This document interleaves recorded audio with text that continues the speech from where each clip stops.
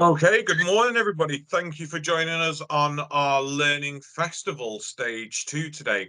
Just so you are, the meeting is being recorded and this will be made available for our website users and potentially on our YouTube channel. So if you don't want your camera on, please don't turn it on. We are joined by the fantastic, the amazing, the inspirational Rachel Barber today, long-standing member of the Institute and huge collaborator with us as well. Rachel is obviously the founder and director of Living for Moments and is going to be talking to us today about death awareness. So without further ado, Rachel, please take it away. Okay. Thank you very much for introducing me, Adam. And it's a real pleasure to be presenting today at the Institute. The topic today is death awareness. It's something that I'm passionate about. And it's something that grew from my experiences over the last 5 years of living with a profound hearing loss. So I was born deaf, severely deaf, and 5 years ago I lost my hearing. And at the time, it was a big shock. And I went down into a downward spiral of isolation and depression. But once I accepted my hearing loss, I discovered lots of useful techniques and technology that had changed so much over the last 5, 10 years that I felt that I needed to share this. And that's what I'm going to be doing today. We'll be sharing some of the techniques and some of the technologies I learned. Now, this is an overview, but deaf awareness is obviously more comprehensive, but this is just an overview in the 20-minute talk that I've got today. So before I'm going to talk any more about myself, I'm actually going to get you to do an exercise for me. So I'm going to put myself on mute. And what I'm going to do is I'm going to say 2 sentences. And then I'm going to do it again and then see how you do the second time round. But I'm just going to put myself on mute first.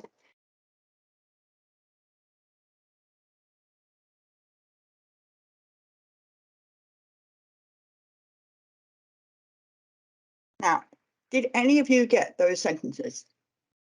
No? I'll try it one more time. Okay.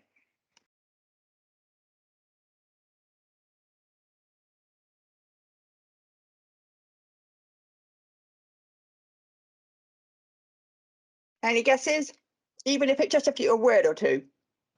Any guesses? No? Okay.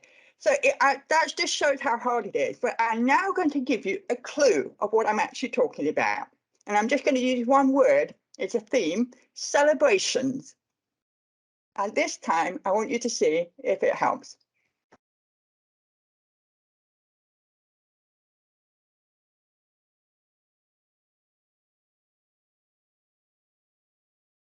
Did you get any of that? Oh, no, okay. This is interesting because normally when you give one word, it gives you a bit more of a context and people find it helps them to be able to lip read.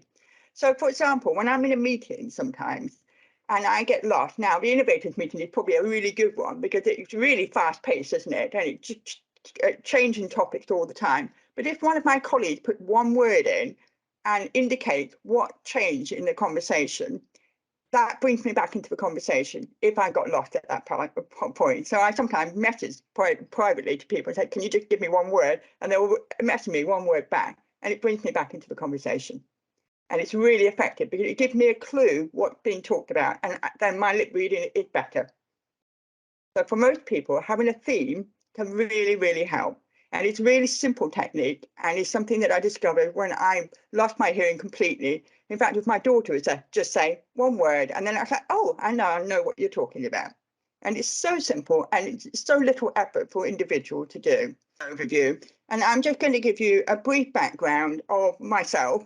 I was born deaf and have a mother from my mother having rubella. The impact of having a hearing loss as a child, obviously it had challenges for communication in terms of acquiring language. I was very fortunate to have the support and guidance from a number of professionals and family. As an adult, I've had very different challenges with hearing loss. And this has meant that I have acquired different problem solving techniques to be able to work in many different environments. And I've been in employment for many years, but I've also have missed lots of opportunities in job because of prejudice and discrimination. And that's one of the reasons why I'm passionate about the Mental Capacity Act and the Equality Act and other legislation to enable people to live the life they choose. So as well as deaf awareness, I also run empowering choices training, which is all about enabling people to make choices that matter to them. But today I'm going to be talking about the importance of hearing loss. The reason why I'm passionate about people understanding hearing loss, particularly in the health and social care, is that actually the people who don't address their hearing loss are much more at risk of developing dementia.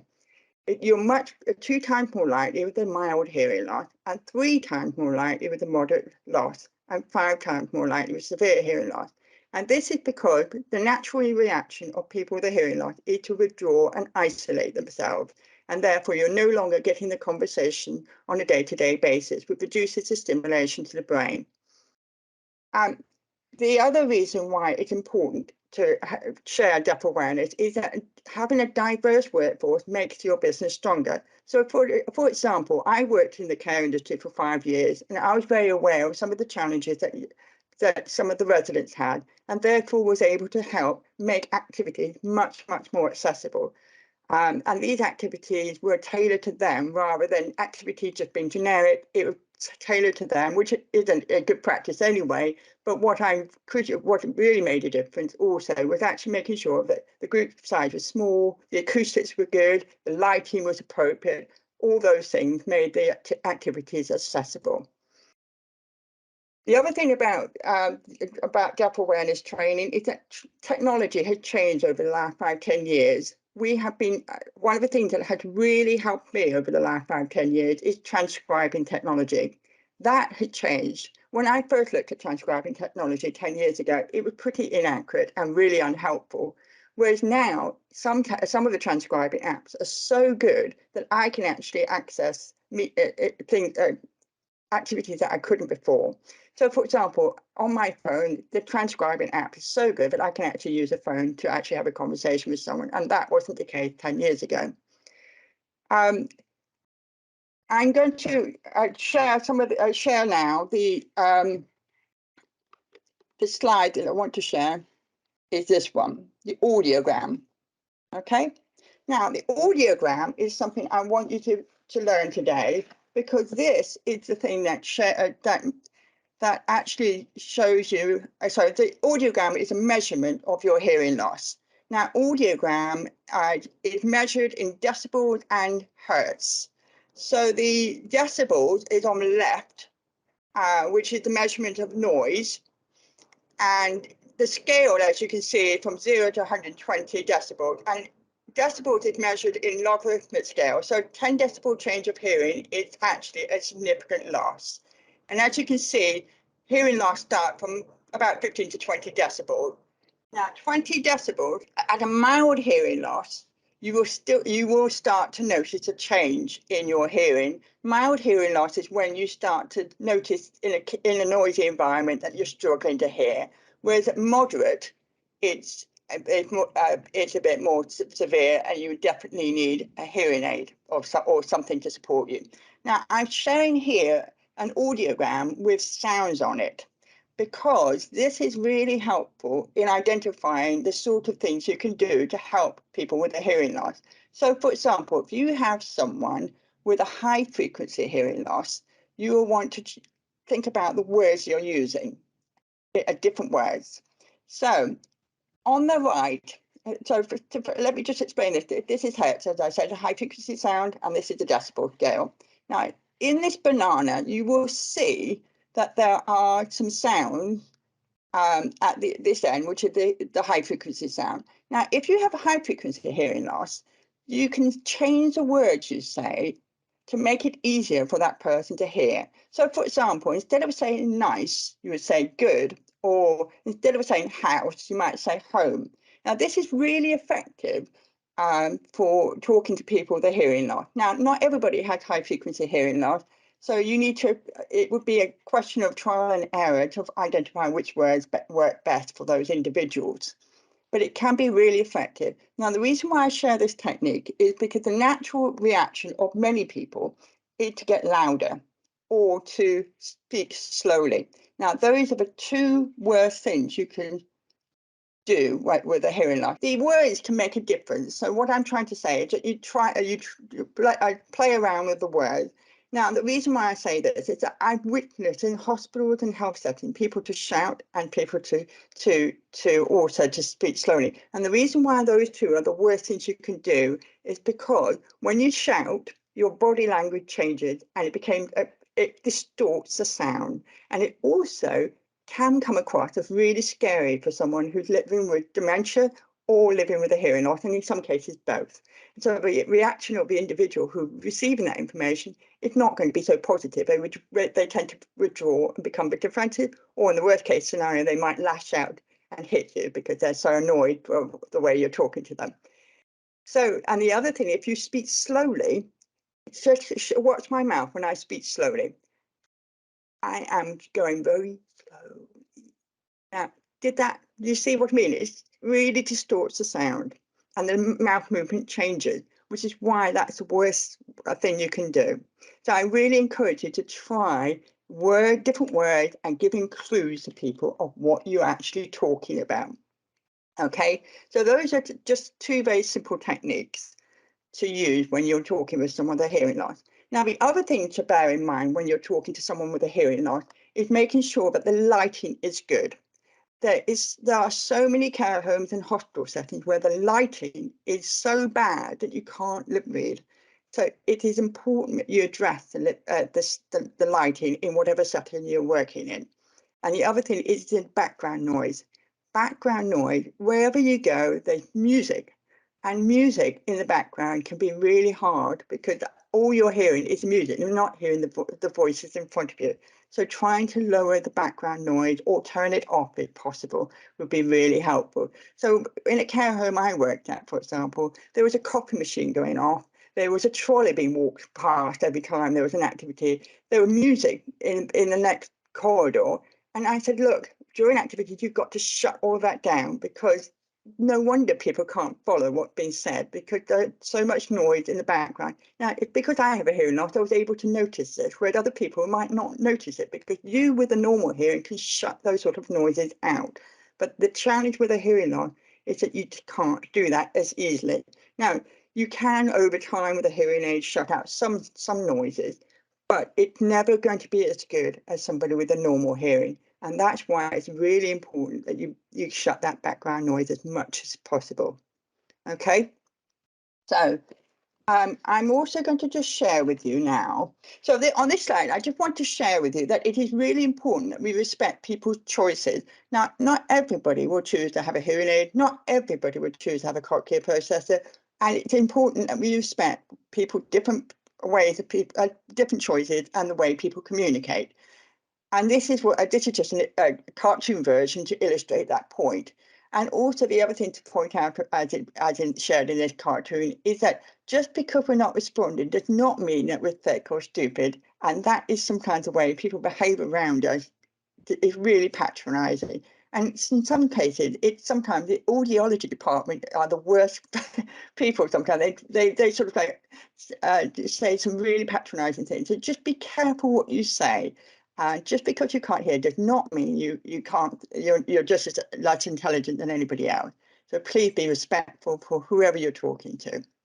Thank you. So the other, just to sum up, we will be the deaf awareness training that it covers a lot more detail, techniques and technology that that can make a big difference to hearing loss. So, for example, in my case, I use a transcribing app, which has been transformative.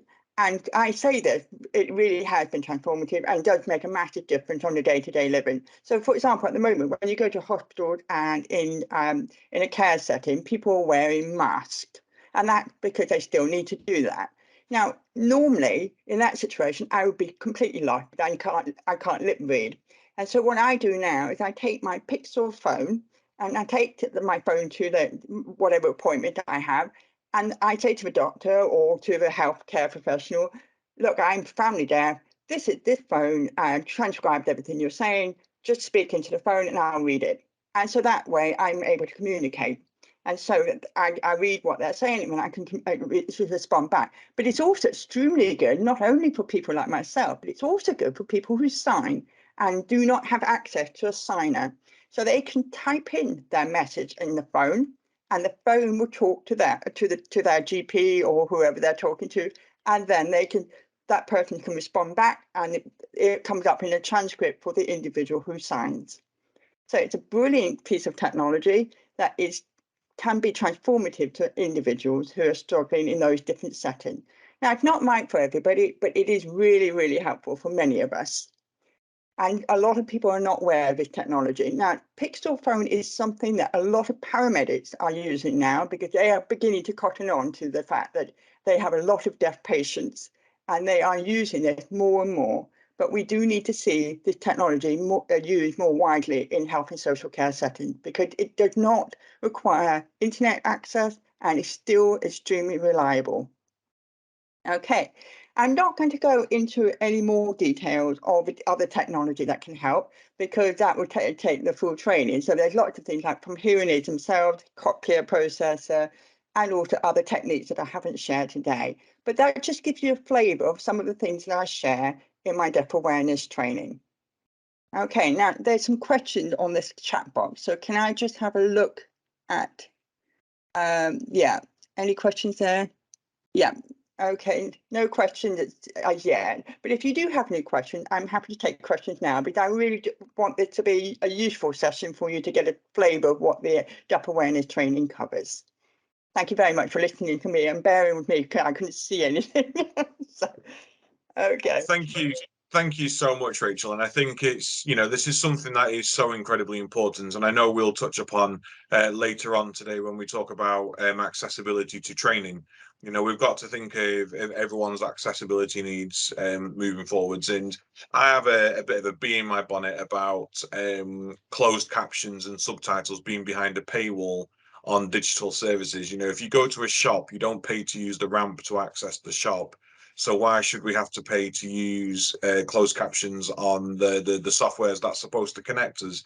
It doesn't make sense. Has anyone got any questions for Rachel? Rachel, I believe there's also a video we might be looking at. Am I right there, Jade?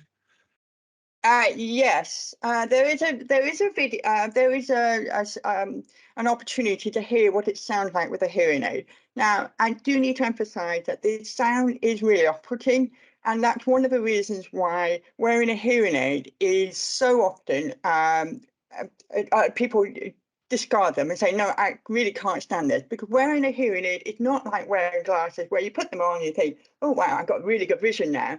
Hearing aids you have to work with.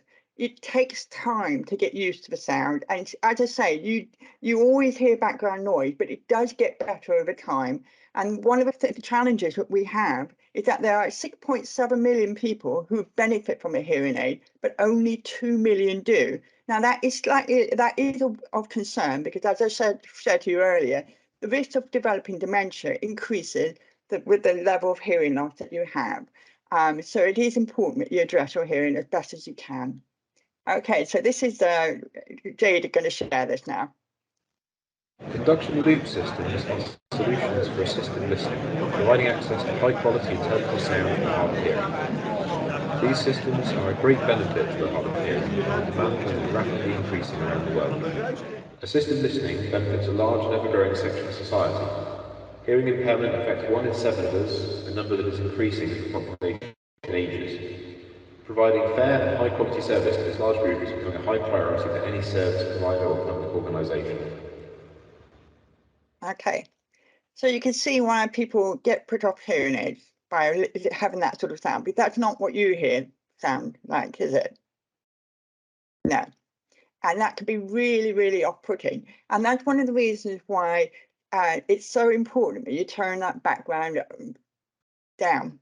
And people take it for granted. I mean, nowadays, when you go into shop, anywhere you go, there's always music, and it's actually really exasperating. And I think even people with hearing sometimes get a bit fed up of all the music and hearing the same music again and again and again. But it's even more exasperating for us because we really struggle to hear in those environments. So can you it would be really helpful for more people if you can reduce the noise. And the background noise also does impact on other people.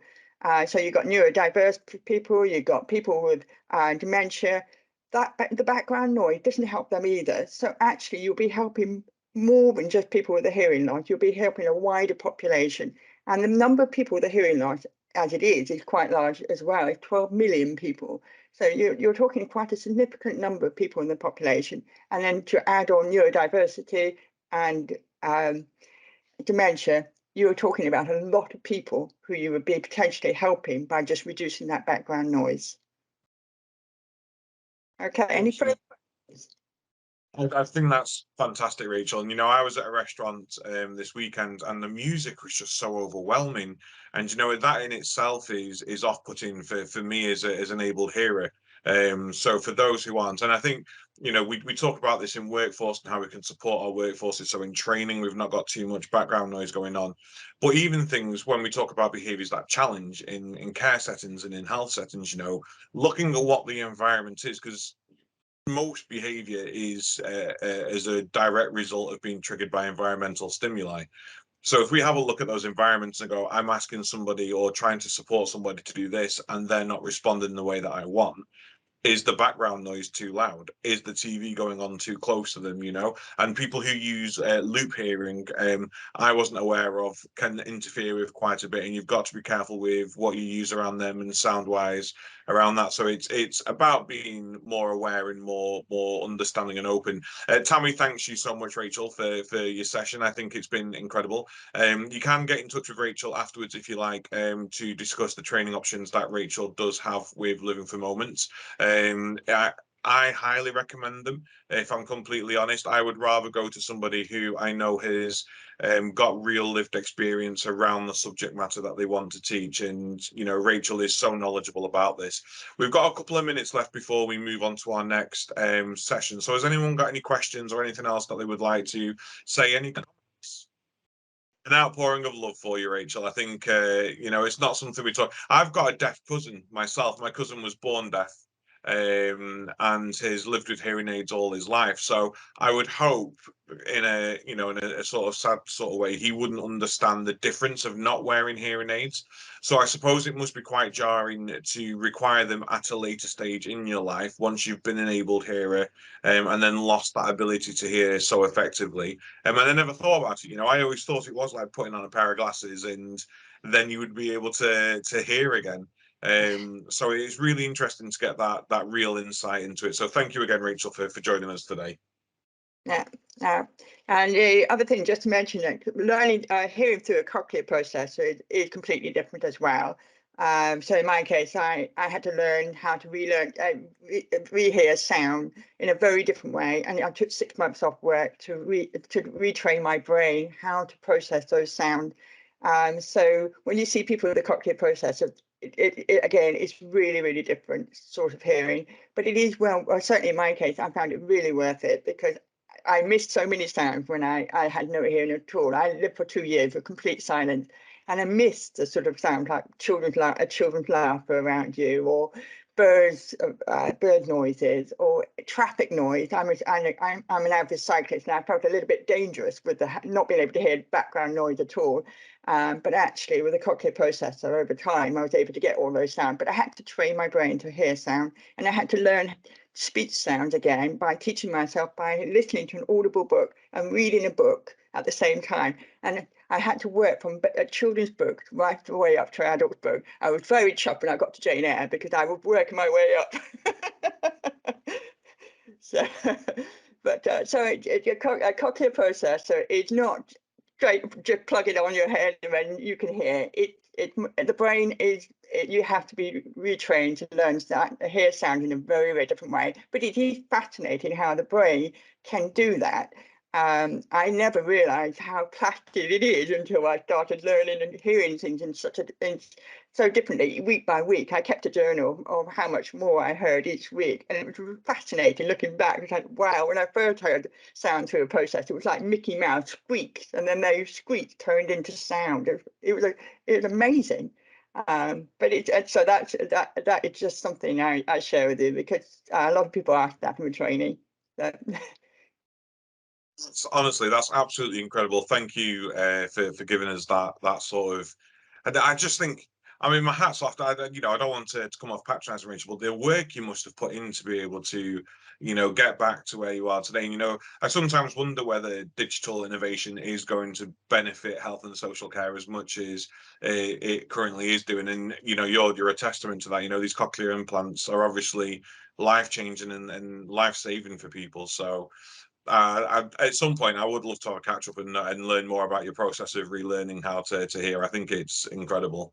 Can I just say the training that I offer, you can book as individuals or as groups, and I put on sessions especially for organisations. But if you're a small provider or an individual want to attend, just book on the ones that I put on at least once a month, and they're a mix of people. Okay, so just look on our website for the details there. Thank you. Thank you, Rachel. Thank you.